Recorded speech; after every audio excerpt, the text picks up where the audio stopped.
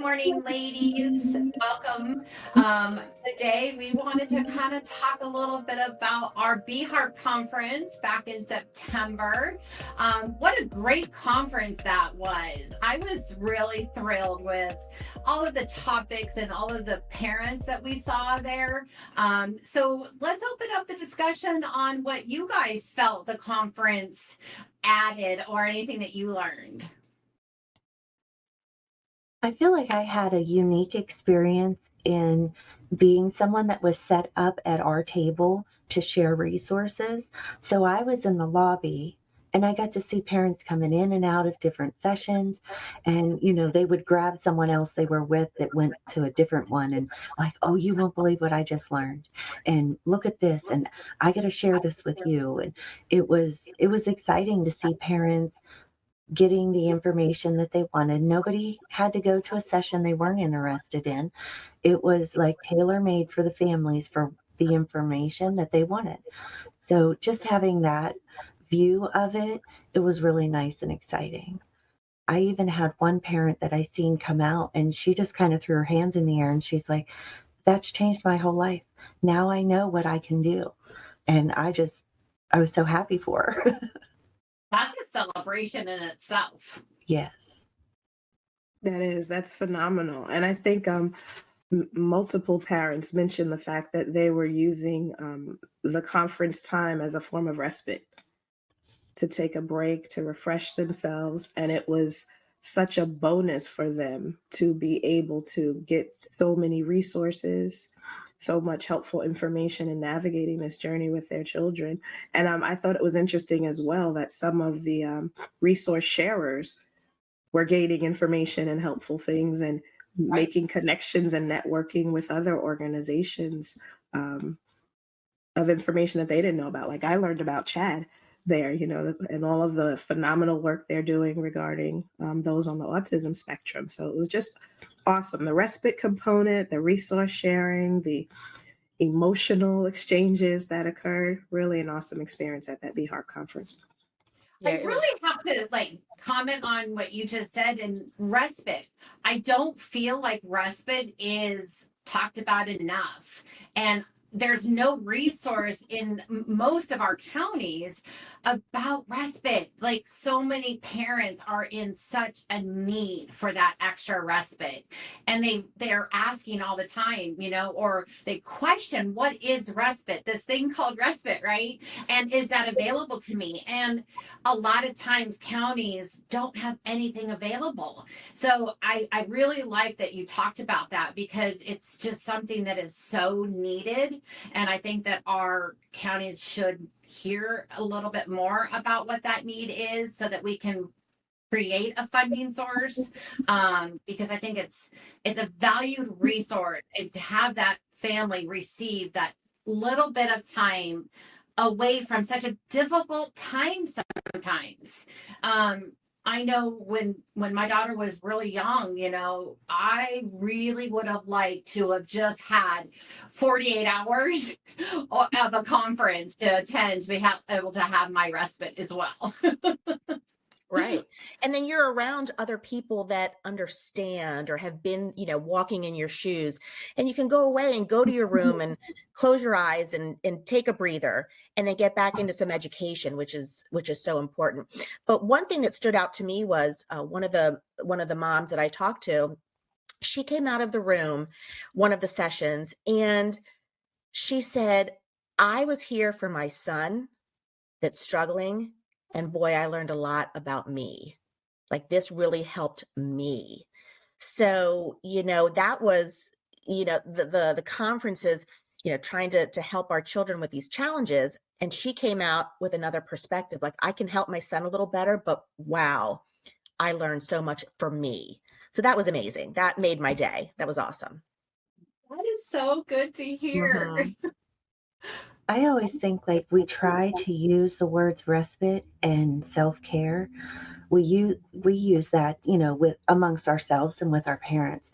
But I think even like that parent, Pearl, that had the opportunity, went in there to do that for her child, learn something for herself.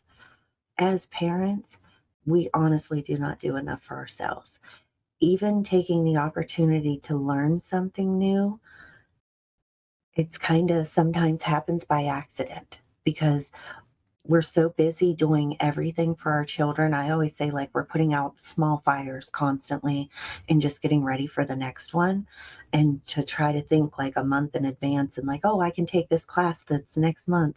You're like, I don't know what's going to be going on next month. So I just think when parents see these opportunities, or someone like hears about something and you think one of your friends or a parent could use one of this, share it with them. Mhm. To have that opportunity to turn off some of that background noise and just focus on something, I think is a really, really good opportunity for parents.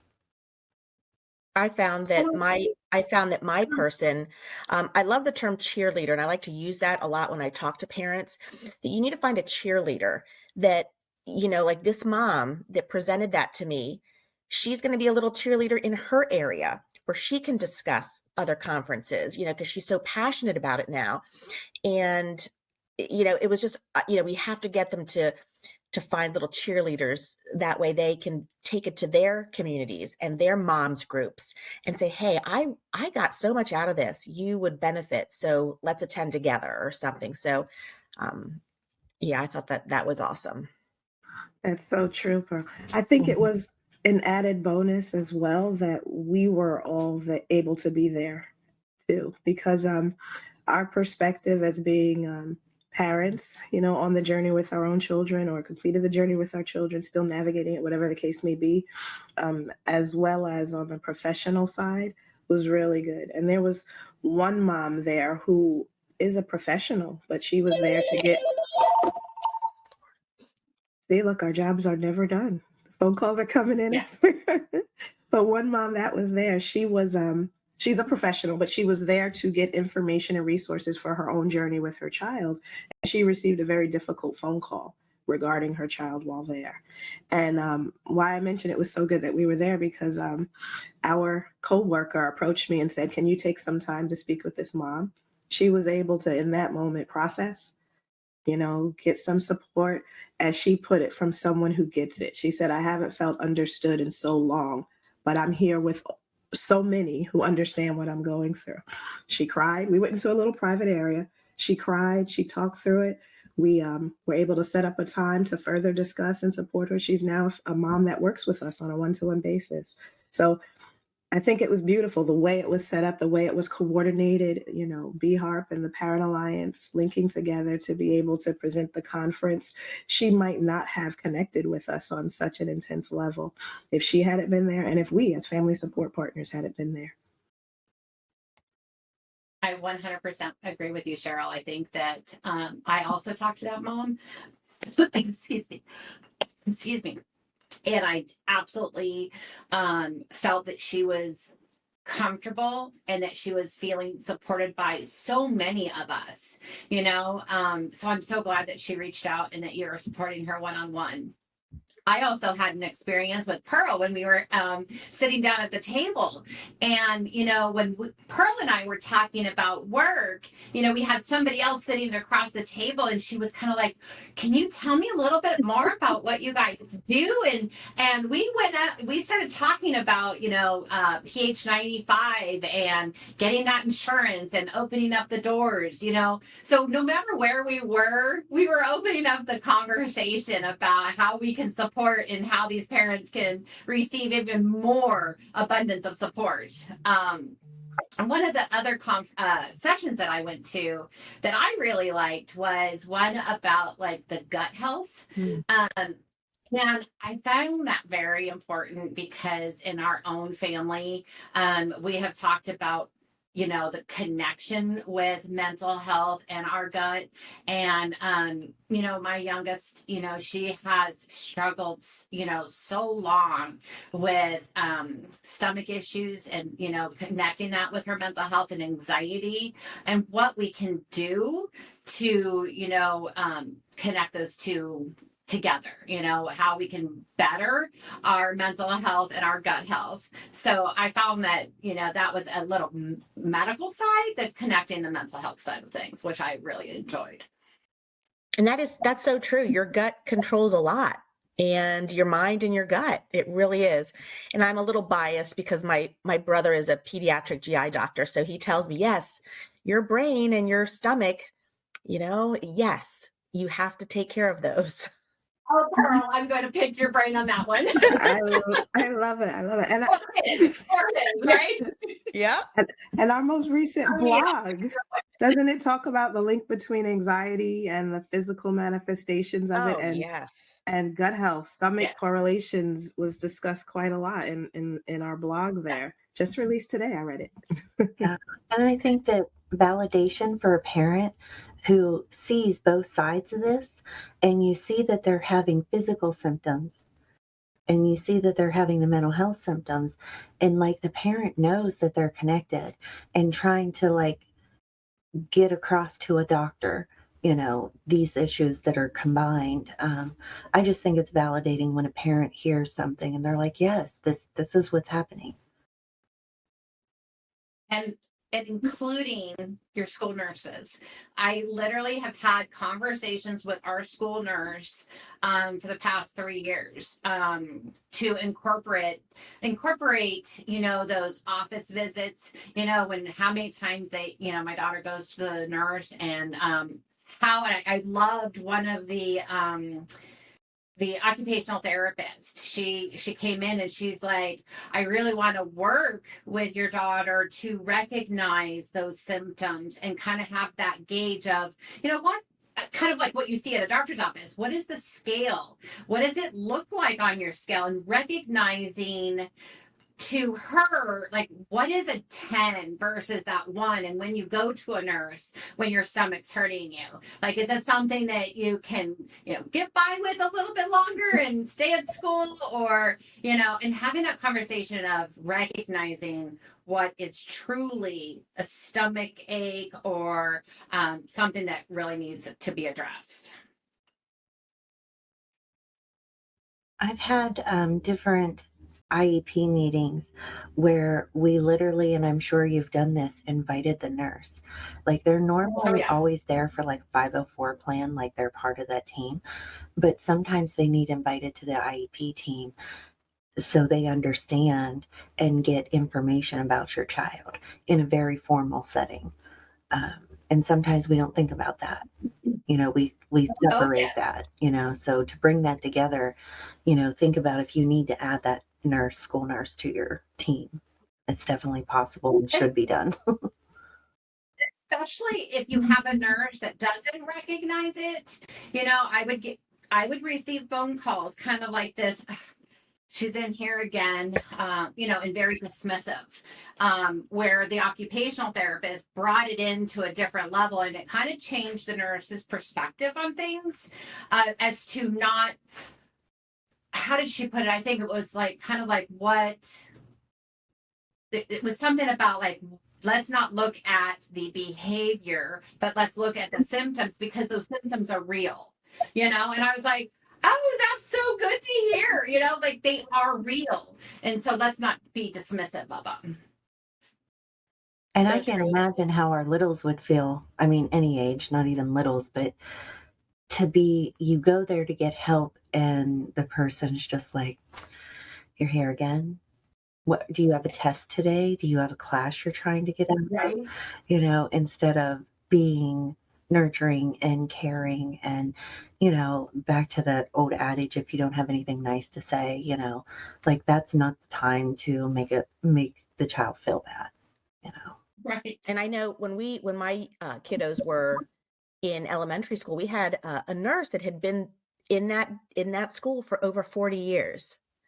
So she wasn't in tune with, she was used to doing things one way, and mental health was not part of her plan. So once my younger kiddo got into school, she had retired, and they got a new, I don't want to say younger, but a new nurse with different perspective. And it was just very nice to see that shift. So I'm glad you mentioned that, Melissa, that it is very important to bring those nurses in, because they don't know what they don't know. Yeah.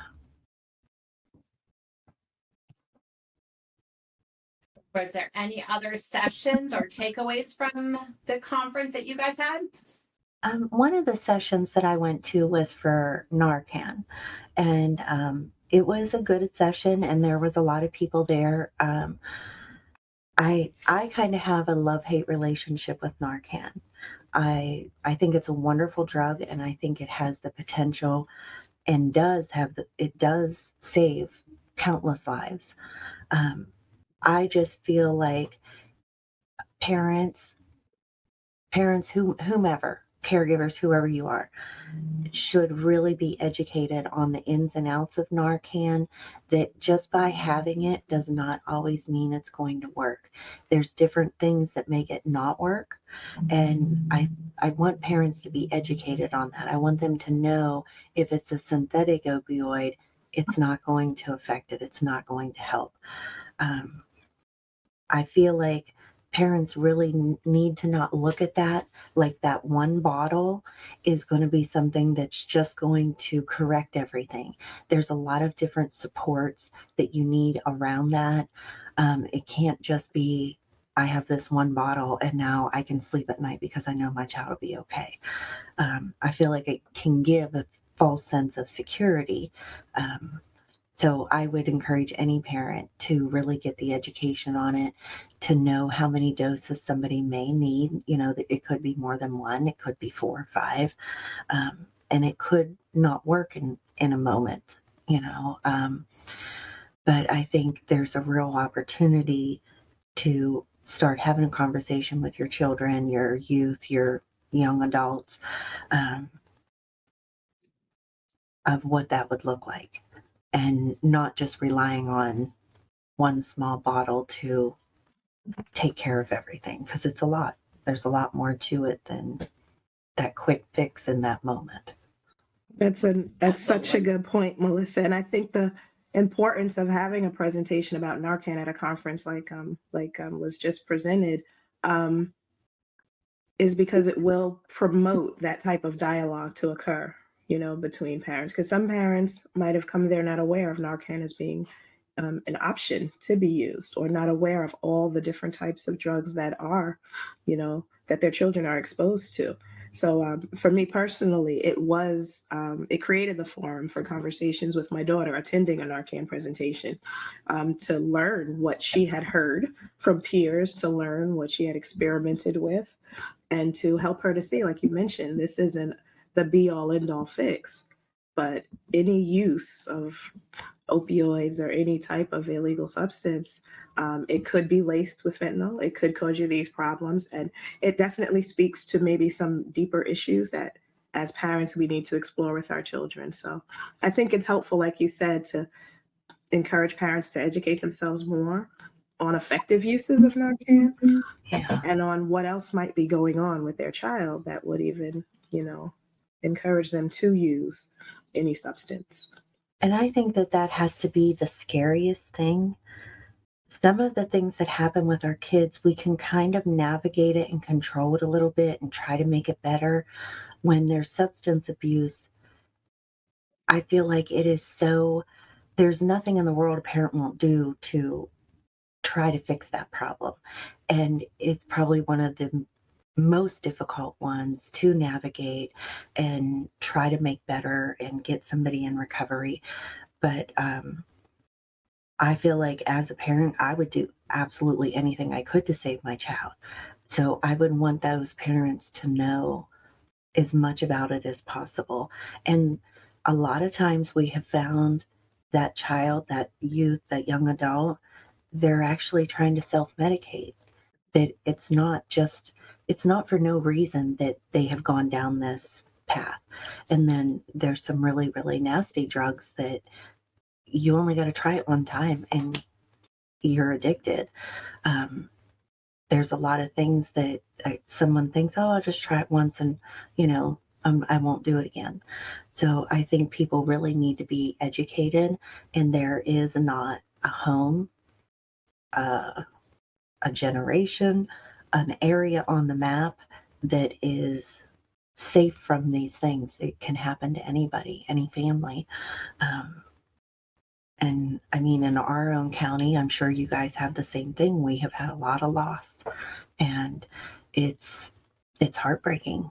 I can tell you, my children that are 29 and 30 have been to more funerals than I have been in my entire life at their young age, and starting back to when they were still in school. So it is a very huge, real problem. And I just would encourage anybody, reach out, get educated, have the conversations. There's not even a right or wrong way, because I know parents are trying everything they can. And I don't know, just keep trying, get educated, do what you can. Um, it's a heartbreaking topic, it really is. And I think too that breaks down that stigma. I think there's a lot of stigma regarding Narcan and the use of Narcan, and those false, statements that, it's just, if you have it, it's just this medication that allows the individual to use these drugs. And I think that that's a great point, that educate yourself on the use of Narcan and why, also in the fact that Narcan doesn't work on all drugs, that it is, and that was again another thing that I didn't know. I recently saw this video of a mom showing her younger son kind of like this experiment of kind of like her talking about prescription medications, and that the prescription is made for me, and when it goes into my stomach, it doesn't have any reaction in this water, but when you put it into somebody else's stomach, the water was some kind of Epsom salt or something, had the reaction, and kind of talking about that not all medication, if you try to take it and it's not made for you, then you could have a reaction to it, negative reaction. And I think that brought up such a good point that I've talked to my daughter about, like, your friends might offer you something and you could have a negative reaction to something that maybe they didn't. And that certainly with all the medications that some of our children could be on because of their mental health, then yes, there could be some other reactions to that as well. And I think that I've heard reports where the user, someone who is using drugs, has had Narcan, like have a buddy and they'll have Narcan and you'll be okay. Our kids really need educated on whether it's going to work or not. And if you have something that's possibly a street drug that somebody created, you don't know what's in there. So they may say, oh, it's just a straight opioid, it's good. Well, maybe they cut some fentanyl in it. Maybe they cut tramadol in it, whatever. Then it's not going to work. I think it's a huge battle. It really is. And a lot of people are suffering from it. And a lot of people are recovering. A lot of people honestly are recovering and getting in a really good place. There's treatments, there's education.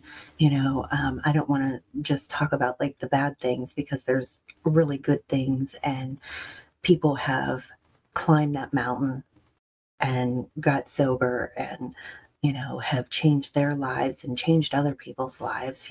There's beautiful things that you can see happen in recovery for people.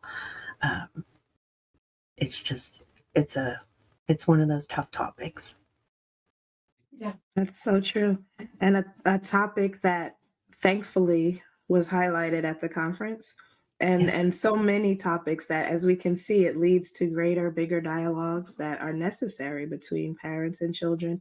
I supported 2 sessions, the Circles of Comfort, I think it was, which was like for families that are on wait lists, awaiting treatment, how they can be alert to triggers or behaviors and successfully navigate maladaptive behaviors in their children, how behaviors sometimes are speaking to emotions, and how to have those conversations with your children while you're waiting for more intensive services. So that was really a very encouraging, session to sit in. And then the other one that was really phenomenal was Hear Me Out and Sit in My Seat. And it was so impressive that there was a mom and a daughter in that session, and the daughter had struggled with suicidal ideations. And so to see their transformation in receiving each other's statements throughout that session was phenomenal. Even at one point, the mom sat in the daughter's lap, and she was playing the role of her daughter, sharing, what she was feeling. And it was just beautiful to see that type of exchange, and that the lessons being learned through that session of how to effectively communicate and how to understand some of what our young people are going through. So education is power. And I think for us as professionals, us as parents attending, and so many other parents, we got a lot of education at that conference. Yes. And I think Oh my gosh. about It's stigma. such a good session. We talk about stigma a lot, and it's very real. I feel like in our conference setting, people did not feel or appear to feel like they couldn't walk into that Narcan session. Like, oh, I don't want so and so to see me, and they'll think I'm having a problem, my child's having a problem. I think people went in with open arms of, teach me something I don't already know. Surround me with people that want to know the same things I want to know. So I think in the settings that we have, that takes some of that stigma away and helps people feel safe. Their parents just like them, just loving your kids, trying to learn something you don't already know, because you can always learn. Like, none of us know everything. There's always room for education and learning something new, and surrounding yourself with people that have that same agenda and focus to be supported and learn something. So I love that, the whole setting. One of the things I really liked was I was able to bring my daughter, and there were sessions that she went to that really spoke to her. I think Youth Move was one of them, and another one of a young lady who was telling her story with mental health and self-harm.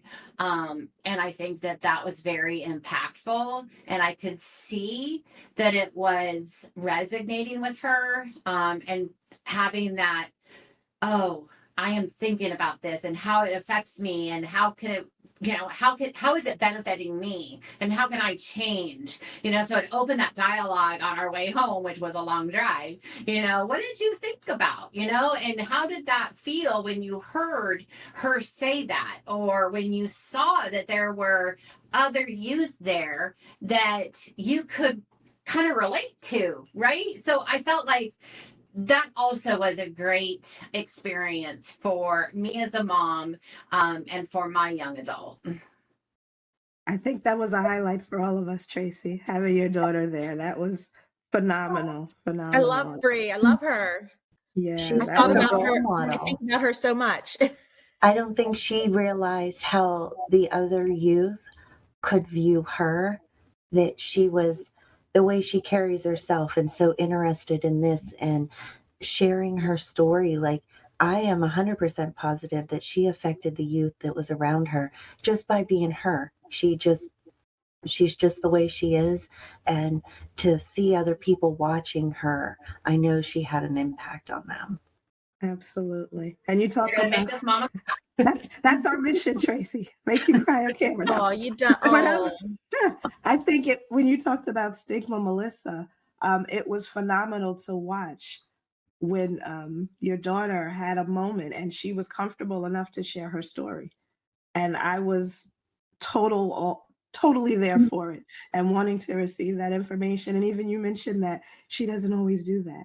And so that spoke to me of the impact the conference had and her feeling safe in that environment. It was a really beautiful thing to experience. So She did. She felt comfortable. Yeah. that was phenomenal to You see. did. But another big, it wasn't all. I was sitting there kind of going, That was so So I was cool. like, okay, we know what your next job is going to be, right? Like we're going to encourage you to empower other youth. Yes. Yes. She's She is phenomenal. she is an advocate through and through, and she can absolutely, help change her little demographic, because she lives it. She lives it. One thing I would like to say too is when we have these conferences, what I thought was super cool, and I'm bilingual, so I do speak Spanish. And there was a family that was sitting next to us, and I was hearing the son do some translating, so I chimed in, and it was just, I felt really nice to be able to practice a little bit. And the mom did feel, wow, okay, they are, because sometimes you lose something in translation, right? So when somebody is speaking your own language, you're it was just a little easier for her to understand what we do, because she was listening and her son was translating. So it made my heart feel good that I was able to help her understand everything. And she just felt empowered to go back to her Latin community, where she lives, to talk about what we do.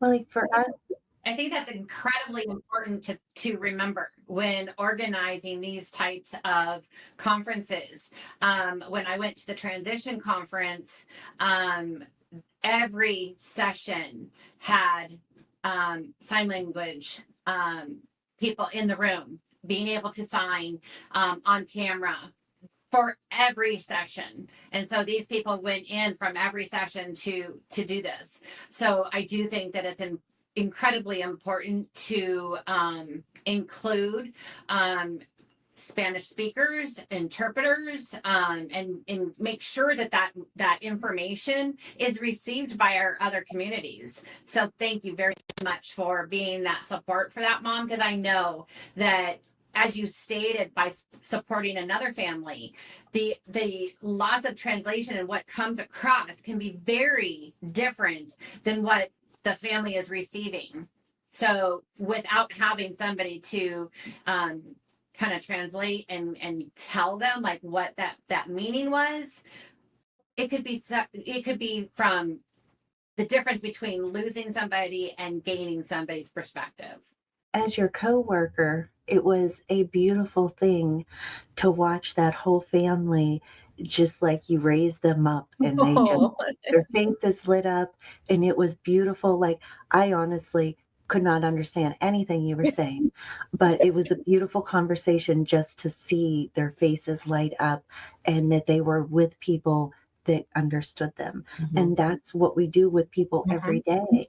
And sometimes it is the language that helps that happen. I love that happened. It was wonderful to watch. It was sweet. It was very sweet. I feel like we had a really good opportunity. We Well- got to meet a lot of really wonderful people, and not in a rushed kind of way. It's like what we had done the day before the conference, like having the tailgate and blow off a little steam, have some fun, laugh at yourself, just be with each other. It was really nice. I think that makes it so that it's not so serious. Like we got to know people on an individual basis and not based on the sessions that they were going to go to or the profession that they were going to be in. We got to meet people just by being there. And I think we have fun. I'm happy you brought up the tailgate, Melissa, because that was another highlight, right? That was awesome. The music provided by Youth Move, having a DJ there. I'm all about That was music. awesome. So that was fun. And we saw Jenga and your daughter's skills. Oh yeah, she was good. And I don't like to play games, but boy, I got into that Jenga. It was amazing. I was like in competitive mode. You're very intense. Yes. You're like, yes. That was priceless. That was priceless. But it was a nice lead-in, I think, to the conference, to like an icebreaker to put everybody at ease, including us, right? Yeah. To get to relax like that. I think that the moral of our conversation today is that, one, I think that we need to incorporate more conferences with families and their youth to showcase sessions that are for parents for youth. Oftentimes I feel like we have conferences that say that they are parent friendly or youth friendly, and you go and you're like, not one of these sessions it was for a parent, or a youth. And I kind of, I'll sit there and I'll be like, this doesn't have a parent's voice, or a youth voice incorporated into them, but they want us as parents to attend them. So I think that we could take that information back to some of these conferences and say, okay, well, where are the sessions or the tracks that are specifically made for parents, either in special education or mental health or any of these conferences, and where are the tracks that would be, youth guided. And I think that we could just continue to have these kinds of, one other thing that one of the providers had said, I heard them say, is that we need to do these more often. Do you do these conferences in different locations throughout the state so that we could get more involvement? And we're like, oh, that would be lovely if we had more funding for those Absolutely. things. Yes. I know, like the ones that we know missed it for whatever reason, they were so disappointed. Like there was even the wonderful turnout that we had. I know there was a lot of people that couldn't make it for various reasons, and they want to know when's the next one. I'm like, you're on our list. Right. When we get funding, we will definitely let you know.